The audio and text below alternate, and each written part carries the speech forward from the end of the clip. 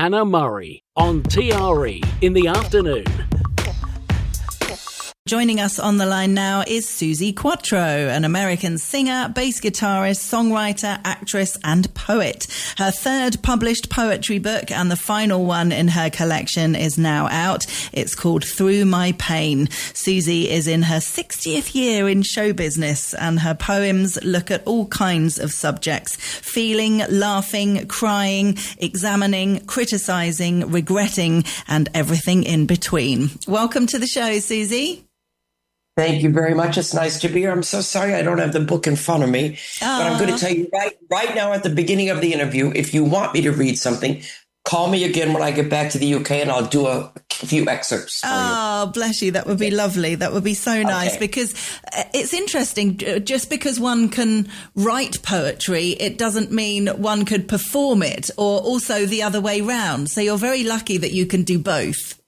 Yes, and I do. I actually love reading my poems to people. Yeah. Because I give them, because they come from your heart. So I give them that kind of feeling. And it's really nice to see it, how it affects people. Yeah, absolutely. So when did you get into poetry? Were you writing poetry before writing songs, or has it been the other way around?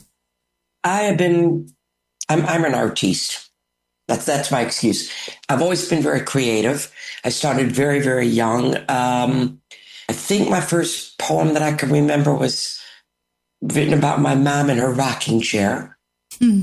She saved it for me. And then I wrote one when I was about 8 or 9. This is crazy. I think this is in my first one, called The Depression of a Rock Star. Wow, when you were 8. Where did this come from? Gosh. But I've always, my husband always says to me, and I've been told this my whole life, I do talk poetically when I speak.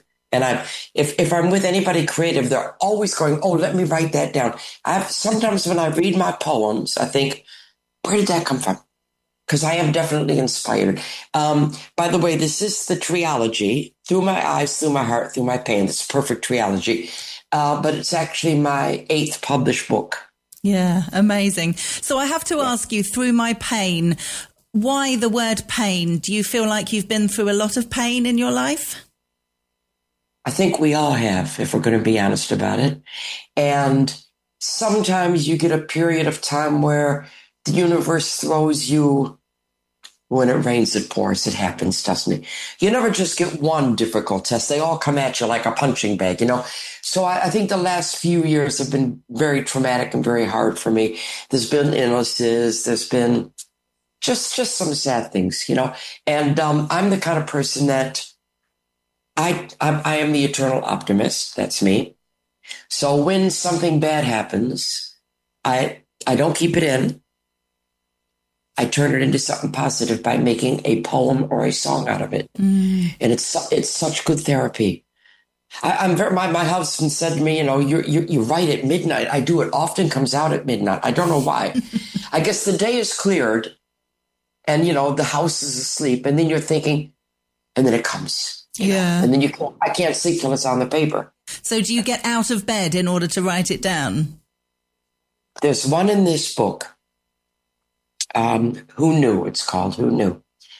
I was asleep upstairs in England, and I got woken up with this undeniable urge. I had to go downstairs, and I wrote this poem called Who Knew? And it really flew out. I didn't think about it, but it flew out. And it's in the book. You can look it up there. And it's about Mickey Most and his wife, Chris Most, who have both passed away. And unbelievable poem, this one. But what's unbelievable is it was so good. I wrote it out. It was like midnight by the time I finished. And I printed it and put it on my husband's computer. I put it on his desk. I said, read what I wrote last night. This is incredible. Put a copy of it up there. The next day, we took his Mickey and Chris's daughter out for lunch. Okay. And I told her the story. And she said, Suzi, last night was the anniversary of my mom's death. I went, oh. Now, is this strange? I didn't question it. I mean, you know, that's nutty. You wake up and then go down it.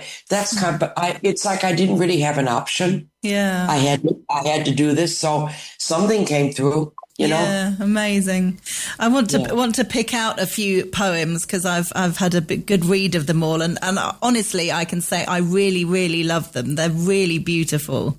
Thank you very much. Did they resonate with you? So many of them, yes, and for different reasons in different ways, yes. which is what I really liked. And the ones I'm picking out aren't similar at all, which is so. One of the ones I thought was really nice.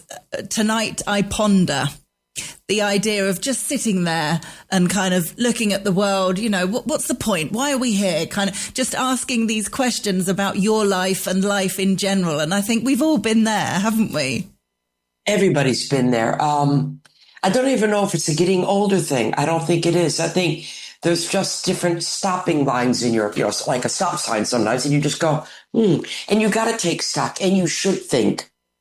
And you should go the distance with that. You know, allow yourself that thought process. It's amazing what you can discover. Definitely. Yeah. Instead of just going through life, because we're all so busy, just sitting there for a moment, whether you call it meditation or not, just sitting there and being and thinking, and really important, yes. Powerful. And it is powerful. Yeah. And it's a powerful thing to do. And I do it a lot. I'm always thinking. I'm either writing or thinking. I'm one of life's deep thinkers. I love your story because there's, as well as poetry, there's mixed with some photography and you telling sort of short stories or memories and things like that. And I love your little piece talking about being awarded Rear of the Year in 1981. I thought that was lovely. I was, well, I think I said in that, I always try to back into a room. Yeah, it's good for you. I do have a famous backside. What I try to do on the text before the poems is I try to explain my frame of mind a lot of times, so you can get what my mindset was going into that poetry. Yeah, I love that. Yeah. And another one which I thought was really profound, it was kind of like your autobiography or memoir in a poem, My Life, was very clever. You got so much into that. I did. I remember writing that, and that one affected me as I was writing it. I was going, wow, where am I going with this? And once you started down the road, you can't stop. You can't stop. You got to go to that things on the paper, you know. So I didn't even know where that one was going, but it is my life, isn't it? Really? Yeah. Yeah. Definitely. And there were a few poems that were sad, I thought, talking about motherhood and Oh Mama was particularly struck a chord with me. There were some that were obviously emotional for you to write. I had I wrote, I think that's also a song, but it didn't go on the album because it wasn't where we were going. But that, oh boy, I remember. It's so funny how that came to me. I was looking, like the poem says, I was looking out the window, and my mother always, when she visited England, would go out into the rose garden and pick roses. And this was like in the cold months of the year. And there was one rose on the bush, pink. And I said it, that's the rose. See, I get teary-eyed. That's the rose you left behind. And I went, at a couple lines, I went in and wrote the song on the piano. And the boys came over, we were recording. And they all went, wow, wow. It was like, wow. It became like almost like a Bohemian Rhapsody. And then the direction we were heading in was not that direction. And it would have stuck out like a sore thumb on the album. But it's a beautiful piece of lyric and poetry. And maybe one day it will be on something. Yeah. It's for my mom. Yeah, my mom was my everything. Yeah, lovely. And there are a few in there where it says from a song to a poem. Does that mean you've changed the lyrics slightly, or just the way you would read it as a poem as opposed to sing it? What do you mean by that? Well, if it has been recorded and we didn't use it, and I've put it in the poetry book, then the rhythm has already changed because you were writing it as a lyric. If, on the other hand, you have a poem and it becomes a song, which is in my first and second poetry books, the rhythm does change. And it's amazing when you compare, when you take a poem and you think, oh, that's really good. I think, what can I do with it? And you start to find a rhythm a different way of saying a line, and something will pop out as a good line or a good chorus line or this or that. So it's a different process. But the ones that we didn't use on the album and I nicked and put them into poems, they work either way. But you can kind of tell that they're lyrical, more leaning toward lyrical than poetry. Yeah. And in general, when you go to write something, when you're inspired to write something, even whether it's by a line or a subject matter, do you sit down and go, I'm going to write a song now, or I'm going to write a poem now? Or do you just start writing and then realize it's a poem or it's a song? I don't put a lot of thought to it because I'm sort of one of those artists whose antenna is always up. So whenever I get anything affected by anything, I've got pen in hand and I'm either sitting at the piano writing a song. You don't know what you're going to do till it starts, but I've learned through the years when an inspiration comes not to question it, just to go with it. Yeah. I let my thoughts fly free. I just let them fly free. You know, they've got to. Yeah. It is. Sorry, go on. It's part and parcel to being an artist, and I'm just a very creative person. I always have been, nice. And I feel things very, very deeply. Yeah. And there's a piece when you're talking about death. It's called The End. And just before that, when you talk about the kind of inspiration behind the poem, as you say, you mention your novel called Grave Undertakings, which sounds fascinating. You've been collecting tombstone inscriptions from famous people for over 35 years. What made you do that? I am, in fact, that book is now going to be a film. I'll give you the brief. The people just went crazy over it. I've never done so many interviews. It's my second novel, 7th book. I've been a graveyard fanatic for many, many years. So a lot of people are. A lot of people that I spoke to while doing the interviews, you know, I like going into the old graveyards, reading the tombstones, and I find it fascinating. I imagine the lives that they lived and got a good imagination. And I've done this since a child. And then I came up with that title while I was in England, Grave Undertakings. And I went, oh, what a great title. And then I started to collect from famous people. A lot of them gave me their quotes, what they want on their tombstone. And then as I started to assemble this book, which I thought was going to be a book of tombstones, okay? It was not. And I realized that it was a story, a novel waiting to be written. So I came up with 6, because I'm very interested in psychology, 6 psychology students meet at a tutorial and with an Austrian professor, and it takes you through their lives and their entanglements and their baggage and their faults and their backgrounds. And there's 20 classes, psychology classes. And at the end, there's a reason for those over 200 tombstone inscriptions to be there. I don't want to give anything away, but it has touched so many people. Every journalist I talked to, one of them said, "You saved my life." Oh, wow. I said, "Why? What?" He said, you made me examine myself and go back over I got another email from somebody who promotes me lots of times. And he said, in the UK, and he said, "Sorry I took so long to read your book. But every time another thing came up, psychology in it, I had to go back and re-examine when I went through that and how I treated it." So it's made people think, this book, which is great. Oh. It's meant to be. And one guy wrote to me and he said, "Your book should be required reading for all human beings and all psychology students." I went, "Gosh, that's amazing." I said, what a compliment. Definitely. Wow. Definitely. Yeah. And writing The End, the poem in the book, you were obviously thinking a lot about death and what happens when we die. And your first line, "There is no right way, there is no wrong," I think is really powerful, because I've spoken to many, many friends and family members about this over the years. And it's true, dying is incredibly sad for the people who are left behind. And if it's sudden, it's tragic and hard. If it's long and suffering, it's awful and horrible to watch. So there just isn't a good way, is there? It's just always sad and hard. Yeah, it's called accepting the inevitable. And the best thing that you can hope for, I totally accept whatever it is. And I think I wrote that in there. as long as you're leaving, I'm going to leave a lot behind when I go, and I'm glad. 61 years entertaining. I've left a lot of happy people walking out of the show. Fantastic. All that music, all the poetry, all the acting I've done, all the radio DJ, all that. I'm satisfied that I have done in this lifetime what the good Lord put me on the earth to do. And that just gave me a little chills. Oh, yeah, it's beautiful. Yeah, that makes me feel good. So when my time comes, I won't. When the groom Rico knocks on the door, he knocks on the door, and I'll let him in. I will.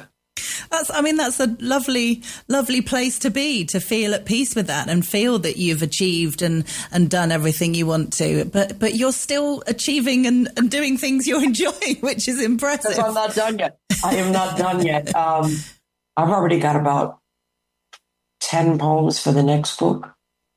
And like I said, I'm working on a screenplay for Grave Undertakings. We want to get it made into a film. My next album will be out in January. I'm doing a big UK tour again in April. Wow.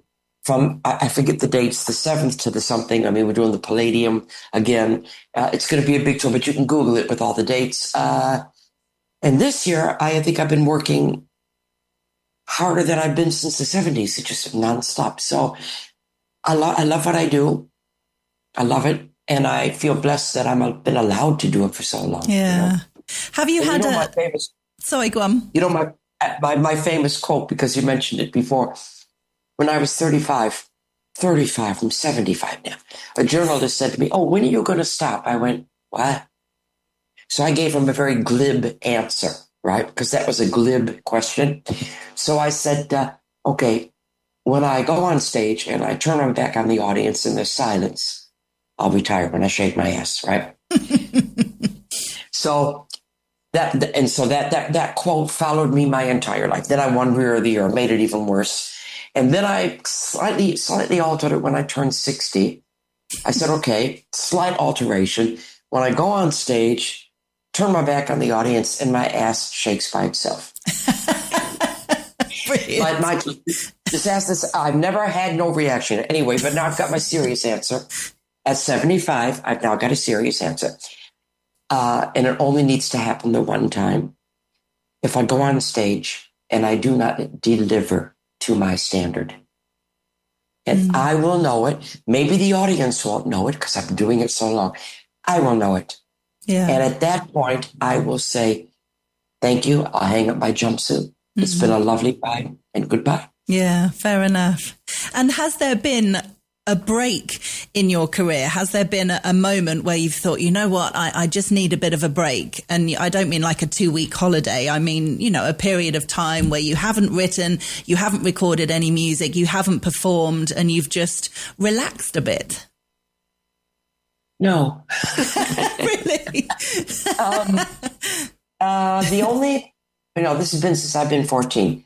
And I've worked hard all my life, and I've been on the road all my life. The only little semi-break I had, and I was still writing songs at that point, was both times that I was pregnant. Because you get to a certain place, and then you can't have that bass banging on that baby. That's not good. So I had a little bit of a live break from about 5 months till maybe a month and a half after the baby was born, 2 times. But I was still writing and recording and doing TVs, and there's lots of TVs of me with a big bump, So, even if I wasn't live performing, I was still working in the business. Yeah, amazing. There's one other poem I wanted to mention. You mentioned the performing at the Palladium there, which you're going to be doing again. There's a gorgeous poem called Palladium 2024, obviously from when you did it last year. And it really shares the excitement and the thrill of performing at such a venue. And it's lovely that you still get that after all these years of performing. I do. I can't get rid of that. I will never be the artist who goes through the motions. You will never get that from me. If there's a phony smile on my face, no, I don't want this. I want to feel this joy every single time. I want it to be real. And I think that's why I'm still here, because I am real. I am real. Doesn't matter if you love me or not. I'm real. Yeah. What I do, I love. And I love that poem. I let somebody read that when I wrote it, and she said the same thing. Boy, you captured it. You captured that whole feeling going out and then coming back home. And yeah, amazing. Amazing. I get to do it all again, too. Yeah, fabulous. And I have to say, I really hope you don't mind me saying this, but when you were talking earlier about feeling like you've achieved everything and done everything that you want, which is really lovely. In the one of the last pages, it could even be the last page in the book, the finale. The words that you write there, I've done what I had to do. I've felt what I had to feel.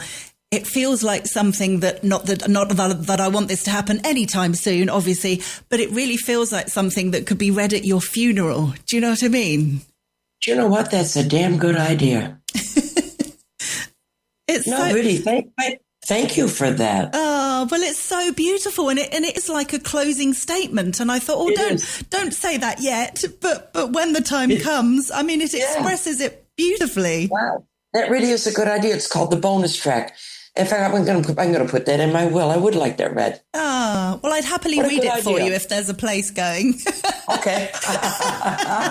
I'll put your name on the list. Thank you very much. Suzi Quatro, it's been an absolute joy to chat with you. Thank you so much for coming on the show. And if listeners want to get a copy of your latest poetry book, it was your final, but there's already another one coming out, so it's not your final, but the final of this collection. It's called trilogy. Yeah. Exactly. It's called Through My Pain, and it's available on our website, TRE.radio. Suzi, thank you so much. Thank you so much. Hey, y'all want to go down the Double Gate Drive? Let's